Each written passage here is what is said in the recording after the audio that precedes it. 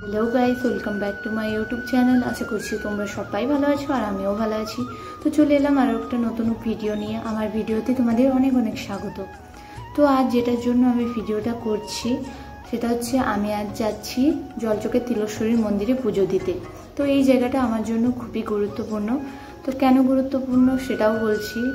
তোমরা হয়তো দেখেছো কিনা আমি জানি না, আমার ফার্স্ট ব্লগ ভিডিওটা দেখলে বুঝতে পারবে। আমি এই তিলেশ্বরীর মন্দিরে দুধ ঢালতে গিয়েই ফার্স্ট ভিডিও স্টার্ট করেছিলাম। তো তার জন্য আমার কাছে খুবই গুরুত্বপূর্ণ জায়গা ওইটা। তো এটা নিয়ে আমার 3 বছর হয়ে গেল দুধ ঢালা। তো প্রথম বছর ভিডিও করেছিলাম, তোমরা দেখতে পারো গিয়ে চ্যানেলে আমার। আর দ্বিতীয় বছর গেছিলাম, ভিডিও করিনি। আর এটা হচ্ছে আমার তৃতীয় বছর, এবারও যাচ্ছি, আমি ভিডিও করছি, তোমরা দেখতে পাবে কি হচ্ছে না হচ্ছে। তো চলো আর কথা না বাড়িয়ে তোমাদের একটা কথা বলে দিই, যারা যারা আমার চ্যানেলটাকে সাবস্ক্রাইব করোনি প্লিজ তাড়াতাড়ি করে সাবস্ক্রাইব করে দাও চ্যানেলটাকে। আর যারা যারা অলরেডি করে রেখেছো তাদেরকে অনেক অনেক ধন্যবাদ আর ভালোবাসা। তো আর কথা না বাড়িয়ে চলে যাচ্ছি আমি এখন রেডি হতে। তো রেডি হতে বলতে দেরি করে বেরোলেও চলবে, কারণ ওইখানে একটু দেরি করে গেলেই ভিড়টা কম থাকে, তার জন্য আমরা একটু দেরি করে যাব। আমরা বলতে দিদি যাচ্ছে না, তার একটু অন্য কাজ রয়েছে, তার জন্য সে যাচ্ছে না। আমাদের এখান থেকে আরেকজন বাড়ির পাশে একজন দিদি আছে, সে যাচ্ছে আমার সাথে। তো তোমরা ভিডিওটা দেখো, আশা করছি তোমাদের ভালোই লাগবে ভিডিওটা। আর ভালো লাগলে প্লিজ একটা কমেন্ট করবে, কারণ তোমাদের একটা কমেন্ট আর একটা লাইক দেখলে না আমার মনটা একদম খুশিতে ভরে যায়।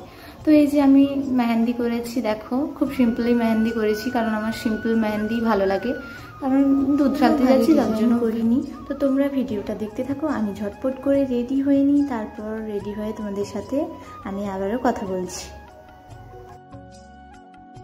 গাইজ, তো কথা বলতে বলতে আমি রেডি হয়ে নিয়েছি। তো এই হচ্ছে আমার লুক আমার প্রিয় জায়গায় যাওয়ার জন্য। তো একদমই বেশি সাজিনি, কারণ প্রচুর গরম আজকেও, তার জন্য যতটুকু না সাজলেই নয় ততটুকুই সেজে নিয়েছি। কারণ প্রত্যেকটা জায়গায় গিয়েছিলাম ভালোভাবে সেজে, কিন্তু আসার সময় একদম অবস্থা খারাপ হয়ে যায়, তার জন্য দরকার নেই, একদম সিম্পলি ঠিক আছে। তো এবার আমরা গিয়ে দাঁড়াবো রাস্তার সাইডে, যাতে তাড়াতাড়ি গাড়ি পেয়ে যায়। তো আসতে না আসতেই গাড়িটা পেয়ে গেলাম, আর এসে 2 মিনিট না 3 মিনিট দাঁড়িয়েছিলাম রাস্তাতে। পিচটা এত তেবে ছিল, আর আমরা যাচ্ছি খালি পায়ে। তো পুজো দিতে আমরা প্রতি বছরই খালি পায়ে যাই, জুতো পরে যাই না। তো একদম পায়ের অবস্থা খারাপ হয়ে গেছিলো। আবার সেখানে গিয়েও অনেকটাই হাঁটতে হবে পিচের ওপরে, তারপর মন্দিরে যাব। তো চলে এসেছি একদম আমাদের বাড়ির পাশেই, বেশি দূর না, তো তার জন্য তাড়াতাড়ি করেই চলে এসেছি। গাড়িতে উঠতে উঠতে আবার নামার সময় হয়ে গেছে, তো তোমরা বুঝেই নাও কতটা দূরে।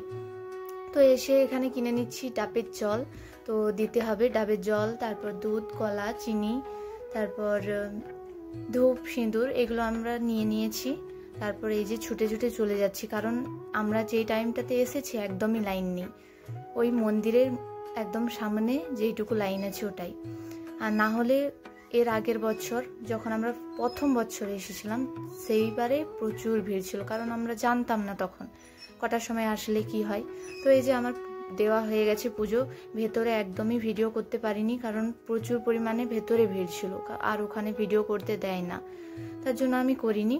তো বাইরে চলে এসেছি ওইখানে দুধ ঢালার পর, তো প্রণাম করব এখানে আমরা। তারপর এই দেখো মন্দিরটা। তো কোনোবারেই আমি ভালোভাবে মন্দিরটা দেখাতে পারি না, কারণ প্যান্ডেল করা থাকে তার জন্য, আর এমনি সময় কোনোদিন আসাও হয় না।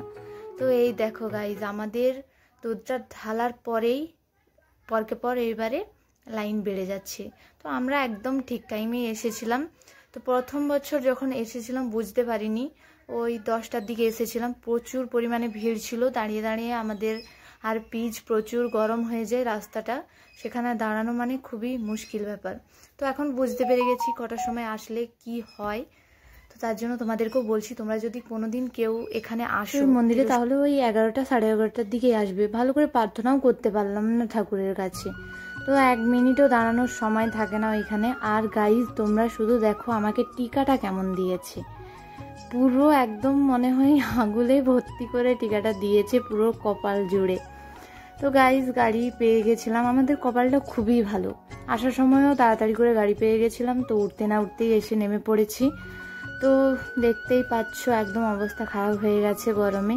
তো এই যে সপেটা কিনে এনেছি, কারণ আজ আমাদের ভাত খাওয়া হবে না, ফল অনেক কিছু এটা ওটা ফল খেয়েই থাকতে হবে। তো ফাইনালি ঘর চলে এলাম গাইজ। তো অনেকটা কষ্ট করে এসেছি, কিন্তু আমার একটাই মনে কষ্ট রয়ে গেছে যে আমি ভোলে বাবার কাছে ভালোভাবে প্রার্থনা করতে পারিনি, আমার মনের কথাটা বলতেই পারলাম না ভালোভাবে। গাইজ কি করি বলো তো, তোমরাই বলো।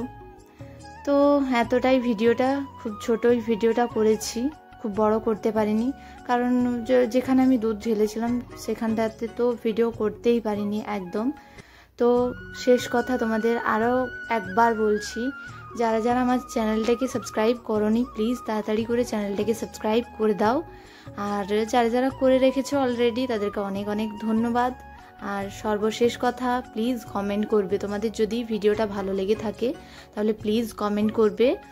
আর আরও একটা কথা, তোমরা যদি কেউ আসো এই তিলেশ্বরীর মন্দিরে জলচোখে দুধ ঢালতে কোনো দিন যদি আসো তাহলে তোমরা আসতেই পারো, প্রতিদিন নিত্য পূজা হয়।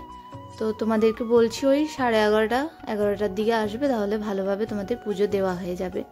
তো আজ তো খাওয়া দাওয়া বলতে ভাত খেতে পারবো না, আজ ওই ফল এনেছে বাবা অনেক কিছু, শসা, তরমুজ, তারপর আমি সপেতা নিয়ে এসেছি, আপেল, অনেক রকমের ফল আনা হয়েছে, তো ওগুলোই খেয়ে থাকতে হবে। তো তোমাদের সবাইকে টাটা বাই বাই, সবাই ভালোভাবে থাকবে, আবার দেখা হচ্ছে আমার নেক্সট ব্লগে। Tata bye bye.